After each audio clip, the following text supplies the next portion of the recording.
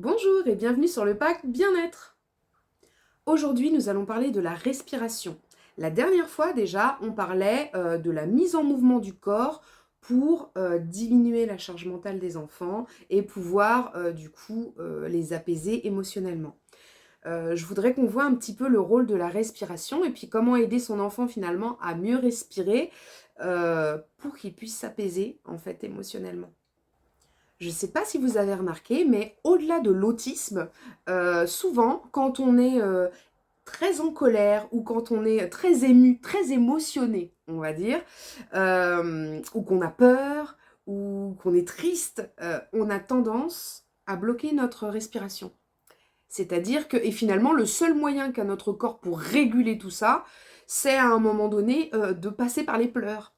Souvent, quand on pleure, on est enfin obligé de respirer. Et d'ailleurs, c'est pour ça que quand on pleure, on a des espèces de sursauts. De sursauts parce qu'en fait, c'est un moyen qu'a notre corps de réguler notre respiration qu'on bloque quand on reçoit une émotion forte. Et les enfants autistes ont tendance à faire la même chose. Et d'ailleurs, pas forcément quand ils reçoivent des émotions, quand ils ressentent des émotions très fortes, mais souvent, on peut constater qu'ils bloquent leur respiration. Des fois, on ne sait même pas trop pourquoi. Du coup, la respiration a vraiment un rôle essentiel dans la régulation des émotions. Et apprendre à son enfant à respirer de manière correcte pour justement réguler ses émotions, c'est quelque chose auquel on ne pense que très très rarement. Déjà, on n'y pense pas pour soi, puisque nous, c'est naturel de respirer. Voilà.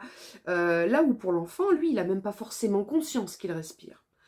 Souvent, on arrive à apprendre à son enfant à souffler.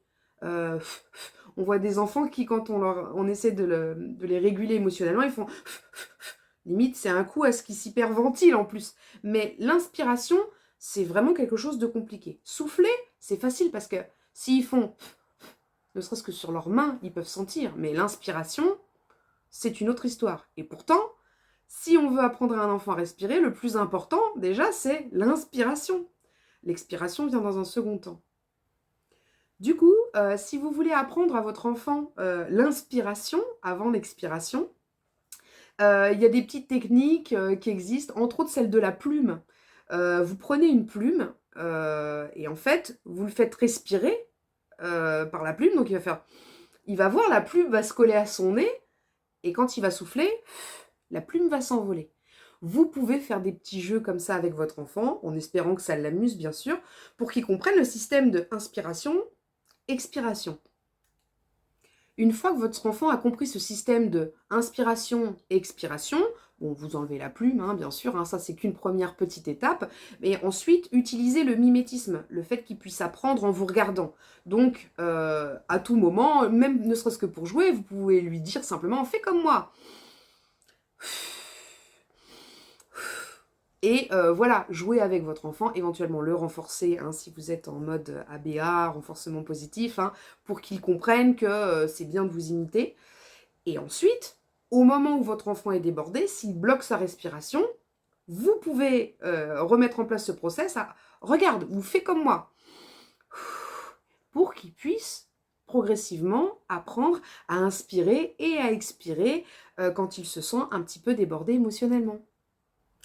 Après, pour apprendre à réguler du coup ses émotions en respirant, rien de tel qu'un support visuel.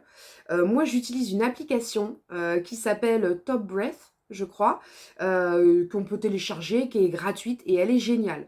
En fait, une fois que l'enfant a compris comment il fallait faire, et même avec cette application, je pense qu'on peut lui apprendre, si l'enfant se prend au jeu, je pense qu'on peut lui apprendre à inspirer et à expirer en utilisant l'appli.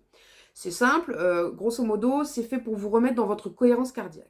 Donc ça dure 5 minutes. Et pendant 5 minutes sur le téléphone, il y a une petite cloche qui retentit, le curseur monte. Donc pendant que ça monte, il faut inspirer. Quand on arrive en haut, je crois qu'il y a une autre petite cloche, il faut redescendre. Donc en fait, c'est le moment où on souffle. Donc ça fait ding, ding, et ça dure jusqu'à 5 minutes. Vous n'êtes pas obligé de faire les 5 minutes avec votre enfant, mais en même temps, si vous faites ça avec lui, comme un petit exercice ou comme un petit jeu, voilà, de temps en temps, et que l'enfant s'y prête, il va vraiment se familiariser avec ce mécanisme d'inspiration et d'expiration.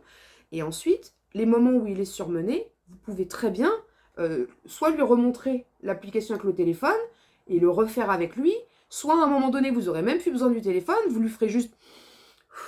Et par lui-même, il va vous imiter, jusqu'à ce qu'il devienne progressivement autonome, et que par lui-même, il se régule émotionnellement quand il est débordé, en respirant tranquillement. Donc c'est un système vraiment... voilà, il existe plusieurs petits outils, plusieurs petites choses, mais qui peuvent être mises en place pour aider votre enfant à respirer. Ça ne peut que lui faire du bien. Vous savez, je pense que nous, les adultes, on n'en vient pas à faire du yoga, de la respiration, de la sophrologie par hasard, hein. On le fait, pourquoi? Parce que ça favorise le bien-être, ça apaise le mental, ça apaise le corps. Et donc, en fait, la respiration, c'est vraiment la base euh, du mieux-être émotionnel. Donc, je pense que ça fait partie vraiment des apprentissages prioritaires que d'apprendre à son enfant à respirer correctement. Voilà, ou à essayer du moins de lui laisser des petits moments au pire. Même si vous n'utilisez pas la respiration pour les moments de panique, voilà, les moments où votre enfant, voilà, il est en émulsion émotionnelle, vous pouvez très bien utiliser ça comme des petits rituels le soir avant de se coucher pour s'apaiser, ou des petits temps calmes ensemble avec votre enfant. En plus, c'est des super moments de partage. Donc voilà, j'espère que cet outil, en tout cas, pourra vous apporter un petit peu de soutien à ce niveau-là.